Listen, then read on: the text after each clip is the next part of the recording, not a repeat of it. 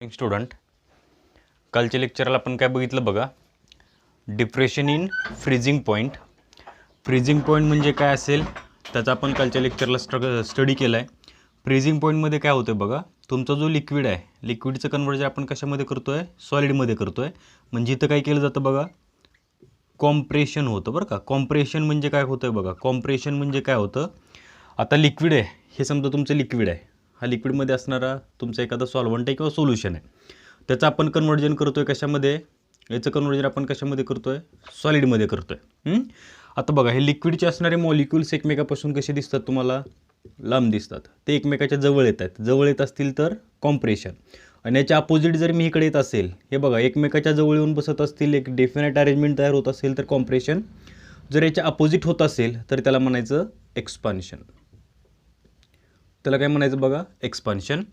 तर कालच्या लेक्चरला आपण काय केलं की थर्ड क्वालिगेटिव्ह प्रॉपर्टीजचा स्टडी केला. थर्ड क्वालिगेटिव्ह प्रॉपर्टीजचा स्टडी केला, त्याच्यामध्ये आपण सांगितलं आहे डिप्रेशन इन फ्रीजिंग पॉईंटचा स्टडी केला. फ्रीजिंग पॉईंटमध्ये आपण आणखीन एक डेफिनेशन सांगितली होती. काय सांगितली होती बघा, वेपर प्रेशर ऑफ, कुणाचं वेपर प्रेशर सांगितलं, vapour pressure of solid becomes equal to vapour pressure of liquid, किंवा vapour pressure of liquid and vapour pressure of solid both are the same. असं असेल तर त्याला तुम्ही काय सांगितलं, त्या टेम्परेचरला तुम्ही काय बोलला, फ्रीजिंग पॉईंट बोललाय. ठीक आहे. आता डिप्रेशन इन फ्रीजिंग पॉईंटमध्ये काय होतं की आपण दोन सोल्युशन सिलेक्ट केले, एक सोल्युशन घेतला, एकामध्ये कोण घेतलं होतं बघा, इथं मी घेतला सोल्युशन, इथं मी घेतला कोण, सॉल्व्हंट. एकामध्ये घेतला सोल्युशन, एकामध्ये घेतला सॉल्व्हंट. ऑब्झर्व काय झालं बघा, इथं आहे तो सोल्युशन आहे, इथं आहे तो सॉल्व्हंट आहे. आता सोल्युशनचा फ्रीजिंग पॉईंट कमी असेल का सॉल्व्हंटचा फ्रीजिंग पॉईंट कमी असेल ते एकदा क्लिअर करा. आता सोल्युशनमध्ये काय होतं बघा, हा सॉल्व्हंट आहे, हेच कन्सिडर करा, these are the solvent molecules which are present in this solution. ह्या सोल्युशनमध्ये प्रेझेंट असणारे सॉल्व्हंटचे मॉलिक्युल्स आहेत. तर हा सोल्युशन आहे, सोल्युशनमध्ये कोणतरी तुमचा ॲड झाला आहे, म्हणजे सॉल्व्हंट सोडून आणखीन कोणतरी सोल्युशनमध्ये आहे, सॉल्व्हंटसोबत आणखीन एक कोणतरी सोल्युशनमध्ये येतोय. लक्षात ठेवा, सॉल्व्हंटसोबत आणखीन एक सोल्युशनमध्ये कोणतरी येतोय, म्हणून काय झालं, हे जे मॉलिक्युल्स आहेत हे मॉलिक्युल्स एकमेकाच्या जवळ येतील. सोल्युशनमध्ये असणारे मॉलिक्युल्स एकमेकाच्या जवळ असतील as compared to molecules present in a solvent. सॉल्व्हंटमध्ये प्रेझेंट असणाऱ्या मॉलिक्युल पैकी किंवा पेक्षा सोल्युशनमध्ये प्रेझेंट असणारे मॉलिक्युल्स एकमेकाच्या जास्त जवळ असतील. जेवढे मॉलिक्युल्स जवळ असतील, लक्षात ठेवा, जेवढे मॉलिक्युल जवळ असतील ते लवकर कॉम्प्रेस होतील. आपल्याला या बोथ कंडिशनमध्ये काय करायचं आहे, कॉम्प्रेशन करायचं, हे फक्त लक्षात ठेवा. दोन्ही कंडिशनमध्ये काय घडून आणायचं आहे, किंवा दोन्ही स्टेट सोल्युशनमध्ये किंवा सॉल्व्हंटमध्ये, आता हा आपला सॉल्व्हंट आहे, हा तुमचा सोल्युशन आहे, दोघांमध्ये काय घडणार आहे, कॉम्प्रेशन घडणार आहे. कॉम्प्रेशन म्हणजे ते मॉलिक्युल्स एकमेकाच्या जवळ येऊन बसणार आहेत, घट्ट बसणार आहेत, एक स्ट्रक्चर तयार होणार आहे. मग मला सांगा, इथं मॉलिक्युलचा अमाऊंट जास्त आहे, इथं मॉलिक्युलचा अमाऊंट कमी आहे, किंवा इथं पार्टिकलचा अमाऊंट कमी आहे, इकडं पार्टिकलचा अमाऊंट जास्त आहे. असं असेल तर काय घडेल, जेवढे जास्त तेवढे लवकर जवळ येऊन बसतील, जेवढे कमी तेवढे त्यांना जवळ यायला वेळ लागणार. लक्षात ठेवा, जेवढे कमी असतील तेवढे त्यांना जवळ यायला वेळ लागणार, कारण कॉम्प्रेशन करायचं म्हणजे एकमेकाच्या जवळ आणून ठेवायचे. मग दोघांचा स्टडी केल्यानंतर आपल्याला कालच्या लेक्चरला ऑब्झर्व काय झालं की डिप्रेशन इन फ्रीजिंग पॉईंट आपण कशाने रिप्रेझेंट केला, depression in freezing point is represented by using the term delta T F. Delta T एफने आपण depression in freezing point represent केला. ठीक आहे. सोल्युशनचा फ्रीजिंग पॉईंट आपण काय सांगितलं होतं, सोल्युशनचा फ्रीजिंग पॉईंट आपण काय सांगितलं होतं, TF0 मायनस, सॉरी, सॉल्व्हंटचा फ्रीजिंग पॉईंट काय सांगितला, TF0 सांगितला. तर सोल्युशनचा फ्रीजिंग पॉईंट आपण काय सांगितला, TF सांगितला. बघा, ह्याच्यावरून काय लक्षात येतं की freezing point of solution is lower than, सोल्युशनचा फ्रीजिंग पॉईंट तुमचा कमी आहे, कोणापेक्षा, सॉल्व्हंटपेक्षा. का, तर सॉल्व्हंटमध्ये असणारा इंटरमॉलिक्युलर फोर्स ऑफ अट्रॅक्शन किंवा त्या मॉलिक्युलमध्ये असणारं अट्रॅक्शन हे कमी आहे as compared to attraction present in a solution. सोल्युशनमध्ये प्रेझेंट असणाऱ्या मॉलिक्युल्सपेक्षा सॉल्व्हंटमध्ये प्रेझेंट असणाऱ्या मॉलिक्युल्समध्ये अट्रॅक्शन कसं आहे, जास्त. सॉल्व्हंटमध्ये असणाऱ्या मॉलिक्युल्समध्ये जे अट्रॅक्शन आहे ते अट्रॅक्शन कमी आहे ॲज कम्पेअर टू मॉलिक्युल्स किंवा particles present in a solution. मग अट्रॅक्शन कमी म्हणजे डेफिनेटली ते जवळ लेट येणार आहेत किंवा त्यांचं कॉम्प्रेशन लेट होणार आहे. म्हणून आपण सांगितले की याचा फ्रीजिंग पॉईंट मिळण्यासाठी आपल्याला जास्त वेळ लागणार आहे ॲज कम्पेअर टू सोल्युशन. मग ते आपण सांगितलं की डेल्टा टी एफ म्हणजे काय असेल, depression in freezing point is the difference between, हा डिफरन्स सांगितला आपण कशामधला, freezing point of solvent and freezing point of solution. ठीक आहे. आता आपण लास्ट लेक्चरमध्ये स्टडी केला किंवा डिस्कस केला. आता मला काय करायचं आहे की ग्राफिकल रिप्रेझेंटेशन करायचं आहे, किंवा मला ग्राफ काढून हे एक्सप्लेन करायचं आहे की हे नेमकं स्ट्रक्चर कसं येणार, कशानुसार आपण हे एक्सप्लेन करणार, ग्राफिकल किंवा ग्राफ काढून हे आपल्याला एक्सप्लेन करायचं आहे की एक्झॅक्टली डिप्रेशन इन फ्रीजिंग पॉईंटमध्ये तुमचा सॉल्व्हंटचा फ्रीजिंग पॉईंट जास्त कसं काय आहे as compared to freezing point of solution. ठीक आहे. जर मी हा ग्राफ काढत असेल तर हा बघा, this one is the graph आपण काढला कोणाचा, vapour pressure versus temperature. Vapour pressure versus temperature आपण ग्राफ काढतो. लक्षात ठेवा, वर्सेसच्या बॅक साईडला असणारी टर्म आपण कुठे घ्यायची आहे, वाय ॲक्सिसवरती घ्यायची आहे, आणि वर्सेसच्या समोर असणारी टर्म कुठे घ्यायची आहे, एक्स ॲक्सिसवरती घ्यायची आहे. हा आला टेम्परेचर, हे आलं टेम्परेचर, आणि इथं तुमचं काय आलं, वेपर प्रेशर. ठीक आहे, this one is the vapour pressure. बघा आता ऑब्झर्व काय होतं आहे की काही मुलांचं म्हणणं येते की सर आम्हाला हा वेपर प्रेशर वर्सेस टेम्परेचरचा ग्राफ लक्षात आलेला नाही आहे. लक्षात आलेला नाही याचा अर्थ काय बघा, की जर वेपर प्रेशर तुम्हाला कुठल्याही सोल्युशनचं, सॉल्व्हंटचं किंवा सोल्युशनचं काढायचं असेल, आपल्याला माहिती आहे की वेपर प्रेशर ऑफ सॉल्व्हंट हे आपल्याला बघा सगळ्यांना माहिती आहे की आपण लोअरिंग ऑफ वेपर प्रेशरमध्ये त्याचा स्टडी केला आहे.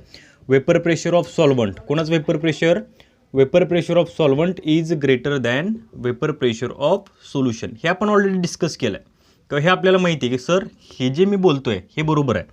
जर मला हा ग्राफ काढायचा म्हणलं तर मी हे पण तुम्हाला सांगितलं की हा ग्राफ मला स्ट्रेट लाईन का मिळत नाही आहे, कारण वेपर प्रेशरचा काहीतरी अमाऊंट असणार आहे, टेम्परेचर त्याला काहीतरी लागणार आहे, म्हणून स्ट्रेट लाईन तर हा आपल्याला ग्राफ ऑब्झर्व होणार नाही. आता बघा, जर मी ग्राफ शो करत असेल किंवा इंडिकेट करत असेल किंवा ड्रॉ करत असेल तर मला ऑब्झर्व काय व्हायला पाहिजे. ठीक आहे, आता बघा, this one is the first graph for. ठीक आहे, आपण हा ग्राफ काढूया. This graph is the graph for pure solvent. आपल्याला माहिती आहे सॉल्व्हंटचं वेपर प्रेशर जास्त आहे.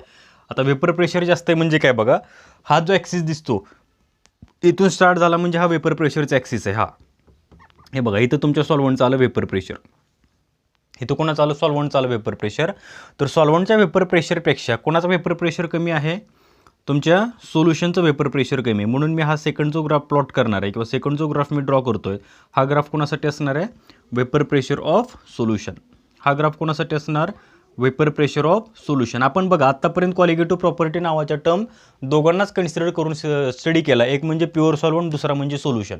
एकदा आपण घेतला प्युअर सॉल्व्हंट, एकदा घेतला आहे सोल्युशन. या दोघांना कन्सिडर करूनच आपण हे रिप्रेझेंटेशन किंवा हा जे काही कॉलिगेटिव्ह प्रॉपर्टीज आहेत सगळ्या कॉलिगेटिव्ह प्रॉपर्टीज आपण डिस्कस केलेत. आता बघा, हा एक कर्व आहे, हा दुसरा कर्व आहे. ठीक आहे, हा तुमचा प्युअर सॉल्व्हंटचा आहे, तर हा तुमचा असणार बघा, हे तुमचं वेपर प्रेशर कोणाचं आलं, हे वेपर प्रेशर कोणाचं आलं, तुमच्या सोल्युशनचं आलं. हे वेपर प्रेशर हा ॲक्सिस आहे, इथून हा वेपर प्रेशरचा टर्म स्टार्ट होला, जे काय असतील ते वेपर प्रेशर असं वरती वाढत जाणार आहे. म्हणजे हे सोल्युशनचं वेपर प्रेशर कमी आहे as compared to vapour pressure of pure solvent. म्हणून आपण ग्राफ काढताना लक्षात ठेवा की मग काही मुलं काय करतील, सोल्युशनचं इथं प्युअर सॉल्व्हंटच्या ऐवजी सोल्युशन लिहितील आणि सोल्युशनच्या ऐवजी प्युअर सॉल्व्हंट लिहितील. असं केलं तर ते सगळ्यात मोठी मिस्टेक असणार आहे. मिस्टेक का, कारण आपण ज्यावेळेस लोअरिंग ऑफ वेपर प्रेशर नावाचा कन्सेप्ट स्टडी करत होतो त्यावेळेस आपल्याला ऑब्झर्व काय झालं आहे की वेपर प्रेशर तुमच्या सॉल्व्हंटचं जास्त आहे as compared to vapour pressure of solution. मग ज्यावेळेस मी हा ग्राफ प्लॉट करणार तर त्यावेळेस माझ्या काय लक्षात यायला पाहिजे की हा जो वेपर प्रेशरचा ग्राफ मी शो करणार आहे प्युअर सॉल्व्हंट ॲज वेल एज सोल्युशनच्या बाबतीमध्ये, तर आपण काय लक्षात ठेवायचं की प्युअर सॉल्व्हंटचा जो ग्राफ तुम्ही ड्रॉ करणार आहे त्याच्या लाईज किंवा त्याच्या बिलो तुमचा कोणाचा असला पाहिजे, सोल्युशनचा ग्राफ असला पाहिजे. हे लक्षात ठेवा. त्याच्या बॉटमला कोणाचा असला पाहिजे, सोल्युशनचा असला पाहिजे, कारण सोल्युशनचं वेपर प्रेशर कमी आहे. सोल्युशनचं वेपर प्रेशर कमी आहे as compared to vapour pressure of pure solvent. इथं कन्फ्युजन करायचं नाही. आपण इथं वेपर प्रेशर घेतोय, समजा बॉइलिंग पॉईंट घेतला तर काय होईल, बॉइलिंग पॉईंट घेतला तर हे चेंज होणार, लक्षात ठेवा. आता फ्रीजिंग पॉईंट घेतला तर काय होईल बघा. ठीक आहे, आता बॉइलिंग पॉईंट वर्सेस टेम्परेचर काढण्याची काही गरज नाही, कारण ऑलरेडी टेम्परेचर तुमचं बॉइलिंग पॉईंट इंडिकेट करणार आहे, कारण टेम्परेचर ही टर्म तुमच्या बॉइलिंग पॉईंटसाठीच आहे ना. ठीक आहे, हा प्युअर सॉल्व्हंटचा वरती आला, हा सोल्युशनचा खाली आला. ठीक आहे, आपण यांना नाव देऊन टाकूया. फर्स्ट कर्व, ह्याला लोक कर्व म्हणतात, याला काय म्हणतात, कर्व म्हणतात. जर स्ट्रेट लाईन येत असेल, इथून जर ग्राफ तुमचं येत असेल तर त्याला तुम्ही स्ट्रेट लाईन म्हणता. ठीक आहे, आता हा कर्व कोणासाठी आहे? प्युअर सॉल्व्हंटसाठी. काही मुलांच्या डोक्यामध्ये क्वेश्चन मार्क असतील की सर प्युअर सॉल्व्हंटसाठीचा कर्व तुम्ही वरती दाखवताय, सोल्युशनचा कर्व खाली दाखवताय, सर मग हा कर्व तुमच्या स्ट्रेट लाईनमधून पण का आला नाही? बघा क्वेश्चन पडले तर भरपूर क्वेश्चन असतात. आपल्याला वेपर प्रेशरमधला डिफरन्स सांगायचा आहे, वेपर प्रेशरशी आपल्याला रिलेटेड बोलायचं आहे. आपण ग्राफ काढला आहे vapour pressure versus temperature. Vapour pressure तुमच्या प्युअर सॉल्व्हंटचं जास्त म्हणून त्याचा ग्राफ वरती आहे, त्याचा कर्व वरती आहे. सोल्युशनचा वेपर प्रेशर कमी आहे म्हणून त्याचा ग्राफ खाली आहे. हा समजा हा सी डी घेतला आणि हा मी घेतला ई एफ. आता कर्व सी डी जर म्हणलं तर हा कोणासाठी येणार आहे? Curve C D for pure solvent. Curve C D for कोणासाठी आला? हा प्युअर सॉल्व्हंटसाठी आला. सेकंड कुठला असणार आहे? Curve E F. This curve indicates what? Curve E F काय सांगणार? Curve indicates the curve for solution. हा कोणासाठी असणार आहे? सोल्युशनसाठी असणार आहे. हे बघा इथपर्यंत आपल्याला ऑलरेडी माहिती आहे कशामध्ये? वेपर प्रेशर आणि लोअरिंग ऑफ वेपर प्रेशरमध्ये इथपर्यंतचा ग्राफ आपण स्टडी केला आहे. आता नवीन टर्म एक इंट्रोड्यूस होणार आहे. ह्या ग्राफमध्ये आणखी नवीन एक ग्राफ येणार आहे. तो कोणाचा असणार आहे? बघा आपण डेफिनेशन सांगताना काय सांगतोय? Vapour pressure of solid becomes equal to vapour pressure of liquid. मग हे कुठंतरी मला दिसलं पाहिजे ह्या ग्राफमध्ये. ह्या ग्राफमध्ये मला कुठंतरी असा सॉलिड दिसला पाहिजे की त्या सॉलिड्स आणि तुमच्या कोणाचं? सॉलिड्स आणि तुमच्या प्युअर सॉल्व्हंट आणि सोल्युशनचं. लक्षात ठेवा प्युअर सॉल्व्हंट आणि सोल्युशनचं वेपर सॉलिड सोल्युशनचं वेपर प्रेशर ज्यावेळेस इक्वल येणार त्यावेळेस मला त्याचा बॉइलिंग पॉईंट मिळणार आहे. पहिली कंडिशन. सेकंड कंडिशन तुमचा सोल्युशन आणि तुमचा सॉलिड ह्या दोघांचा कुठंतरी ग्राफ मला सेम मिळणार आहे. त्या दोघांचा ग्राफ मला कुठंतरी वेपर प्रेशर सेम दाखवणार आहे. ते टेम्परेचर काय इंडिकेट करणार? तुमचा फ्रीजिंग पॉईंट. लक्षात ठेवा. मग मला इथं डेफिनेटली आणखीन एक ग्राफ मला प्लॉट करायला पाहिजे. तो ग्राफ कोणाचा असला पाहिजे? This graph indicates the pure solvent which are present in the solid state. की तो कुठल्या फेजमध्ये प्रेझेंट असला पाहिजे? सॉलिड स्टेटमध्ये प्रेझेंट असला पाहिजे. मग तो ग्राफ मी कसा काढतोय बघा. हा बघा this one is the graph for solid state. ह्याला आपण नाव देऊया ए अँड बी. कन्फ्युजन करून घेऊ नका, कन्फ्युजन करून घेऊ नका. काय कन्फ्युजन आहे? की प्युअर सॉल्व्हंट आहे, प्युअर सोल्युशन आहे. हा जर फक्त एवढाच ग्राफ तुम्ही प्लॉट केला तर तो ग्राफ इंडिकेट काय करणार आहे? तुमचा लोअरिंग ऑफ वेपर प्रेशर म्हणजे delta T F, delta T जो तुमचा डेल्टा पी जो तुमचा येईल, लोअरिंग ऑफ वेपर प्रेशरची टर्म जी येईल ते तुम्ही तिथे एक्सप्लेन करू शकाल फक्त ह्या दोन कर्ववरून. पण आत्ताचा प्रश्न कशाचा आहे? की हा जो मी पॉईंट दाखवतोय, ही जी मी लाईन तुम्हाला दाखवतो ही कोणासाठी आहे? बघा तुमचा सॉलिड सॉल्व्हंटसाठी. की सॉलिड तुमचं कुठल्या फॉर्ममध्ये आहे? सॉलिडच्या फॉर्ममध्ये. सॉल्व्हंट कुठल्या फॉर्ममध्ये आहे? सॉलिडच्या फॉर्ममध्ये असणारा सॉल्व्हंट आहे. हे बघा काही जर रिप्रेझेंट करत असताना हे इथं वर्ड दिसत नसतील, क्लॅरिटीचा काही प्रॉब्लेम असेल तर मी जे वर्ड बोलतो ते तुम्ही तुमच्या डोक्यामध्ये फिक्स करून ठेवा. आणि ज्यावेळेस तुमच्याकडे नोट्स तर ऑलरेडी असतात, साईड बाय साईड व्हिडिओ बघत असताना नोट्स शेजारी ओपन करून ठेवा. त्या नोट्सच्या बाहेरचं मी काही नवीन सांगत नाही. फक्त तुम्ही लक्षात ठेवा की इथं कन्फ्युजन करून घेऊ नका की प्युअर सॉल्व्हंटचा ग्राफ कुठला आहे, प्युअर सोल्युशनचा कर्व कुठला आहे किंवा सॉलिड सॉल्व्हंटचा कुठला आहे, सॉलिड सॉल्व्हंटचे तुम्ही इथे इंट्रोड्यूस का केलं. आता गेल्या वर्षी तर मुलांनी एक साधा क्वेश्चन विचारला होता की सर मला प्युअर सॉल्व्हंट आणि सोल्युशन हे दोन ग्राफ्स इमिडिएटली लक्षात आले. मला त्या मुलांनी क्वेश्चन काय केला की सर प्युअर सॉल्व्हंट आणि सोल्युशन ह्या दोघांमधले कर्व माझ्या लक्षात आले. मला प्रश्न कशाचा पडला आहे की हा जो सॉलिड सॉल्व्हंट नावाचा कर्व तुम्ही मला दाखवताय, कुठला कर्व? सॉलिडचा जो कर्व तुम्ही दाखवताय, हा सॉलिडचा कर्व तुम्ही असा का घेतला? हा सॉलिडचा कर्व इथं घेतला असता तर चालत नव्हता का? इथं घेतला असता चालत नव्हता का? इथं असा घेतला असता तर चालत नव्हता का? काय सांगायला पाहिजे आन्सर? बघा सिम्पल क्वेश्चन आहे, तुमच्या पण लक्षात येणार. आन्सर सांगितल्यानंतर तुमच्या पण लक्षात येणार की हा ग्राफ तुम्ही इथंच का घेतला. हा सॉलिडचा ग्राफ तुम्ही इथं का घेताय? कोण सांगते? बघा लक्षात येते कोणाला? हा जो ग्राफ आपण प्लॉट करतोय सॉलिड सॉल्व्हंटसाठीचा हाच ग्राफ का, हाच कर्व तुम्ही सॉलिडसाठी का घेतलाय? पाहिजे तर चला ते पण क्लिअर करूया. इथं काय घेऊया? कर्व कुठला आला? तो curve A B indicates what solid solvent. Curve A B कोणासाठी आहे? तुमचा सॉलिड सॉल्व्हंटसाठी आहे. प्रश्न सिंपल आहे की सर कर्व ए बी जो तुम्ही प्लॉट करताय किंवा ड्रॉ करताय तो कर्व ए बी तुम्ही लेफ्ट साईडला तुमच्या ग्राफमध्ये का घेताय? हा पहिला प्रश्न.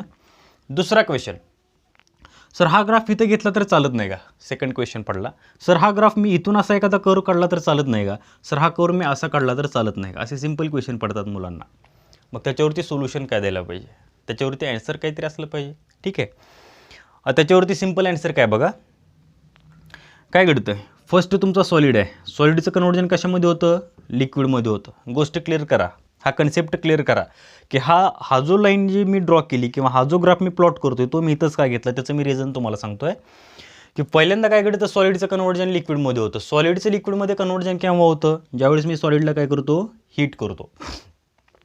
सॉलिडचं लिक्विडमध्ये कन्व्हर्जन केव्हा होतं, ज्यावेळेस मी सॉलिडला काय करतो, हीट करतो. आता हीट करतो म्हणजे नेमकं काय होतं आहे, सॉलिडचं कन्व्हर्जन लिक्विडमध्ये होतं आहे, सॉलिडचं कन्व्हर्जन लिक्विडमध्ये होतं आहे केव्हा, हीट दिल्यानंतर. हे बघा, हे तुमचं टेम्परेचर आहे, मी हीट द्यायला लागलो आहे, काय करायला लागलो, हीट द्यायला लागलो. हे बघा इथं काय झालं, इथं तुमचं वेपर प्रेशर सेम येतं आहे, नंतर इथं एक पॉईंट तो चाला.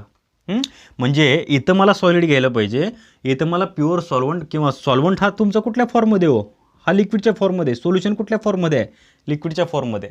समजा मला आणखीन एक ग्राफ इथं प्लॉट करायचा आहे, तो म्हणजे फक्त गॅसेसच्या बाबतीमध्ये असेल तर तो मी कुठं ड्रॉ केला असता, इकडं कुठंतरी मी तो ग्राफ ड्रॉ केला असता, इकडे केला असता, कारण तुमच्या लिक्विडचं कन्व्हर्जन नंतर गॅसमध्ये होणार आहे आणि तर सॉलिडचं कन्व्हर्जन लिक्विडमध्ये होतं आहे, म्हणून लिक्विडच्या अगोदर तुमचा कोण येतो, सॉलिड येतो, लक्षात ठेवा. म्हणून हा सॉलिडचा ग्राफ मी इथं प्लॉट केला आहे, म्हणून हा सॉलिडचा ग्राफ मी इथं लेफ्ट साईडला दाखवला, इने तुमच्या ग्राफमध्ये मी त्याला लेफ्ट साईडला दाखवतोय. त्याच्या पाठीमागचं रिझन आहे की सॉलिडला हीट केल्यानंतरच लिक्विडमध्ये कन्व्हर्जन होतं, म्हणजे हा सॉलिड तुमचा लिक्विडमध्ये कन्व्हर्ट होत असेल तर. आता आपल्याला समजून घ्यायचं आहे की फ्रीजिंग पॉईंट मला कुठं मिळणार आहे. ठीक आहे, आता कर्व सी डी तुम्ही स्टडी करा, कर्व सी डी स्टडी करा, तिथे एक तुम्हाला इंटरसेक्ट दिसतोय, म्हणजे एक पॉईंट असा दिसतोय की ज्या पॉईंटला तुमचा सॉलिड सॉल्वंट पण आहे आणि तुमचा सॉलिड प्युअर सॉल्वंट जो लिक्विड फॉर्ममध्ये तो पण आहे. हा पॉईंट तुमचं इंडिकेट करणार आहे, हा point, this point indicates what, vapour pressure of pure solvent. हा पॉईंट हा पॉईंट तुमचा काय इंडिकेट करणार आहे, freezing point of pure solvent, की जो आपण कशाने रिप्रेझेंट केला, TF0.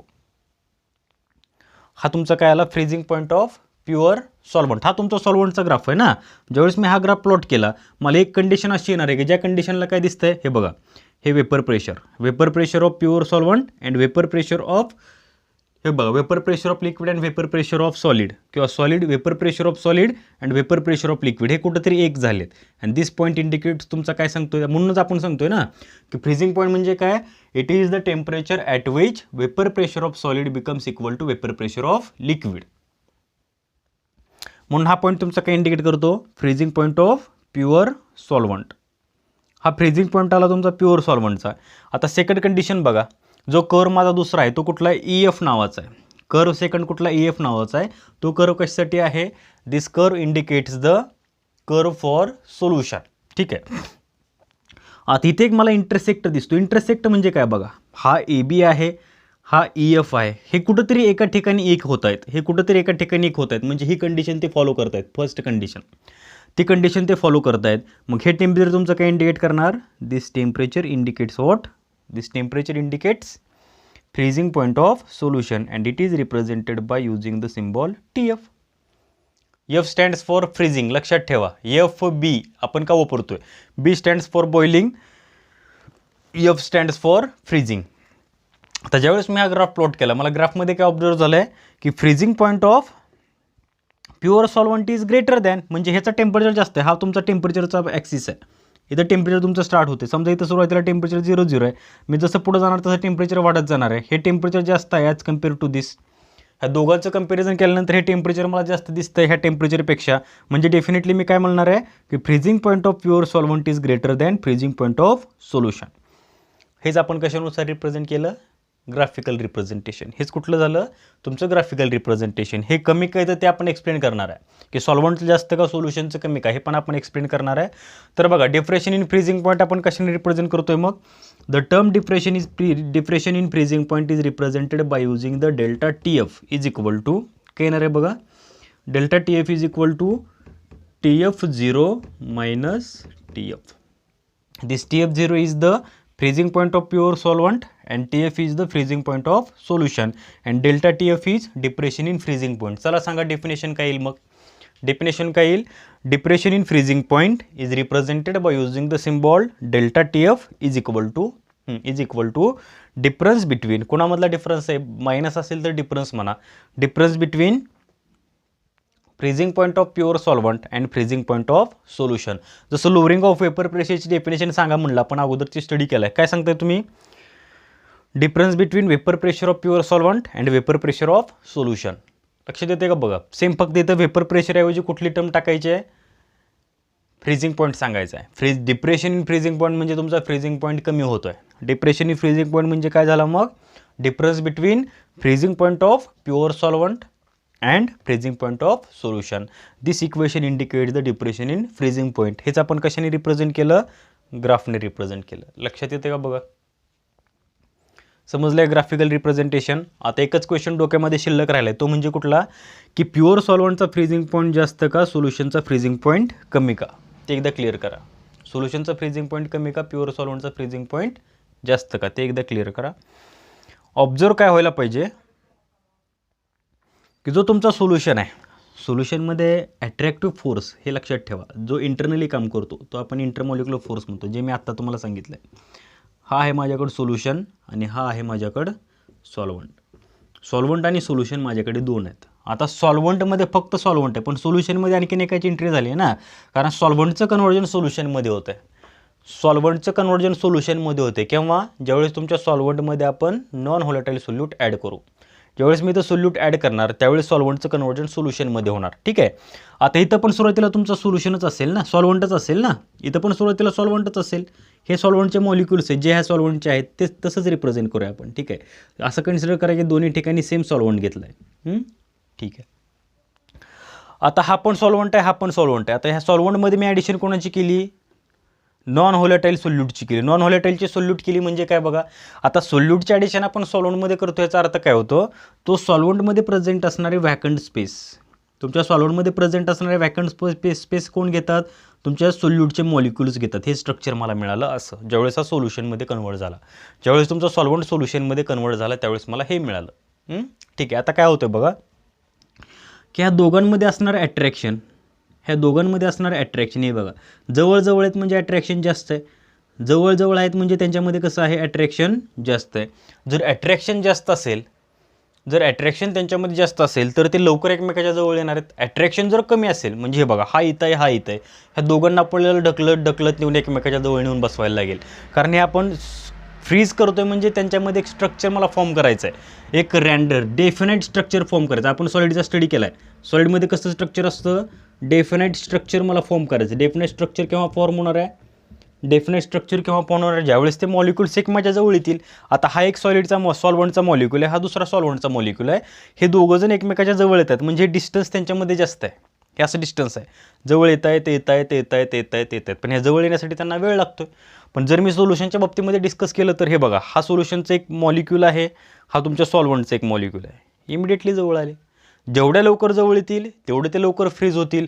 जर जवळ येण्यासाठी वेळ लागत असेल तर फ्रीज होण्यासाठी वेळ लागणार आहे. मग याच्यावरून आपल्या लक्षात काय येतं आहे, की बाबा फ्रीजिंग पॉईंट ऑफ सोल्युशनचा लो आहे, फ्रीजिंग पॉईंट ऑफ सोल्युशनचा लो आहे as compared to freezing point of solvent. त्याच्या पाठीमागचं रिझन काय, की the molecules or particles which are present in solution having attractive force, attraction is higher than solvent molecules.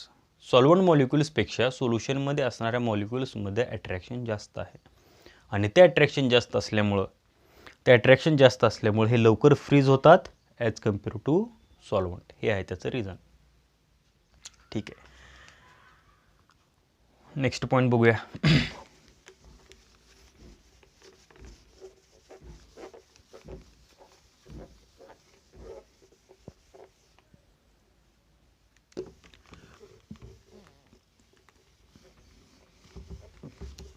Next कुठला आहे बघा, जो आपण अगोदर ते स्टडी केला आहे. मला इथं काय सांगायचं आहे, की डिप्रेशन इन फ्रीजिंग पॉईंट नावाचा जो कन्सेप्ट आहे, डिप्रेशन इन फ्रीजिंग पॉईंट नावाचा जो कन्सेप्ट आहे तो डायरेक्टली प्रोपोर्शनल असणार आहे. डेल्टा टी एफ हा डायरेक्टली प्रोपोर्शनल असणार आहे मोलॅरिटीशीस. इथं मोलॅरिटी घेऊ नका. डेल्टा टी एफ पण डायरेक्टली प्रोपोर्शनल टू कशाशी आहे, मोलॅरिटीशीच आहे. डेल्टा टी एफ पण कशाची डायरेक्टली प्रोपोर्शनल आहे, मोलॅरिटीशीच आहे. डेल्टा टी एफ काय इंडिकेट करतो इथं कन्फ्युजन करून घेऊ नका. हे बघा, जे रोजचे रोज लेक्चर बघतात त्यांना हे लक्षात येतं आहे. ज्यांचा एखाद दिवस मिस होत असेल त्यांनी आजचं लेक्चर बघण्याच्या अगोदर कालचं लेक्चर बघितलेलं आहे का ते अगोदर आयडेंटिफाय करा. कालचं लेक्चर बघा आणि मगच नेक्स्ट लेक्चरचा स्टडी करा किंवा नेक्स्ट लेक्चरवरती डिस्कशन करा. ठीक आहे.